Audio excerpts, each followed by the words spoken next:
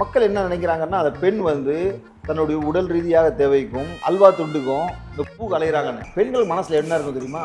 இது ஏன் வந்துச்சு, ஏன் அப்படி நடந்துக்கிறாரு, பழைய விஷயம் எல்லாம். நான் இன்னைக்கு கொஞ்சோண்டு மருதாணி தானே வைக்க சொன்னேன். அதுக்கு நீங்க என்ன சொன்னீங்க? எல்லாரும் பார்த்து சிரிப்பாங்க, ரொம்ப அசிங்கமா இருக்கும்னு. இப்ப 2 காதும் குத்திட்டு இருக்கீங்க, யாரும் சிரிக்கலையா? ஏதாவது ஒரு பிரச்சனையை டச் பண்ணி பாருங்க, அந்த பிரச்சனையுடைய ஆணி வேர்லேருந்து ஆரம்பிப்பாங்க, ரிவெஞ்ச் எடுத்துருவாங்க.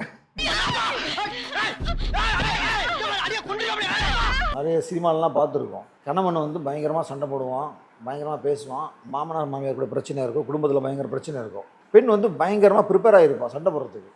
அது பேசலாம், இது பேசலாம், அப்படி இப்படின்னு. இவர் வருவார், பேக்கை திறப்பார், ஒரு துண்டு மல்லிப்பூவும் இவ்வளோ அல்வா எடுத்துகிட்டு வந்துடுவார், காரியத்தை சாய்ச்சிடுவார். மக்கள் என்ன நினைக்கிறாங்கன்னா அந்த பெண் வந்து தன்னுடைய உடல் ரீதியாக தேவைக்கும் அந்த அல்வா துண்டுக்கும் இந்த பூ கலையிறாங்கன்னு. அவங்க அலையிறவங்க இல்லை, அவங்க எது கலையிறாங்க தெரியுமா? புரிதலுக்கு தான்.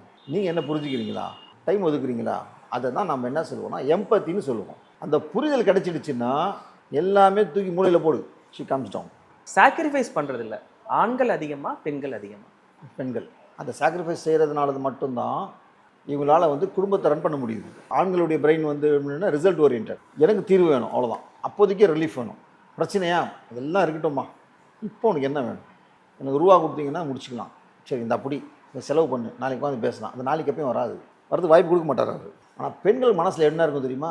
இது ஏன் வந்துச்சு, ஏன் அப்படி நடந்துக்கிறாரு, ஏன் செய்கிறாரு, பழைய விஷயம் எல்லாம். ஏன்னா மல்டி டாஸ்க் ஓரியன்ட் உமன் வந்து மல்டி டாஸ்க் ஓரியன்ட். அவங்களுக்கு வந்து நீங்கள் ஏதாவது ஒரு பிரச்சனையை டச் பண்ணி பாருங்கள், அந்த பிரச்சனையுடைய ஆணி வேர்லேருந்து ஆரம்பிப்பாங்க.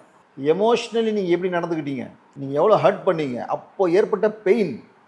நம்மளை யாராவது ஒரு அடித்தா கூட தொடச்சி போட்டு சரி போப்பா அடுத்தது என்னப்பா அவனுக்கு சொல்லிப்பான்னு சொல்லிவிடுவோம், சர்வசாதாரணம் மறந்துடுவோம். ஆனால் பெண்கள் இவ்வளோ விஷயம் மனசில் வச்சுக்கிட்டு அதெல்லாம் மீறி அதெல்லாம் அடக்கிட்டு சரிங்க வாழ்க்கை நடத்தணும் அப்படின்னு வாழ்க்கையை கொண்டு போகிறாங்க. Is is not sacrifice? நம்ம மறந்ததுனால ஆமாம் கடந்து போகிறோம், ஆனால் அவங்க சாக்ரிஃபைஸ் பண்ணுறதுனால கடந்து போகிறாங்க. கரெக்ட். ரெண்டாவது, ஒரு 100 கோடி ரூபா பணம் வச்சுருக்கிறான், அவனுக்கு 1 கோடி ரூபா லாஸ் ஆகுது, 2 கோடி ரூபா லாஸ், ஒரு 10 கோடி ரூபா லாஸ் ஆகுதுன்னா பெரிய லாஸ். அவனுக்கு ஒன்றுமே இல்லை, அவனுக்கு லாஸ் ஆகுதுன்னா அதை போடா அப்படிமா கவலை இருக்காது, ஏன்னா அவன்கிட்ட இல்லை.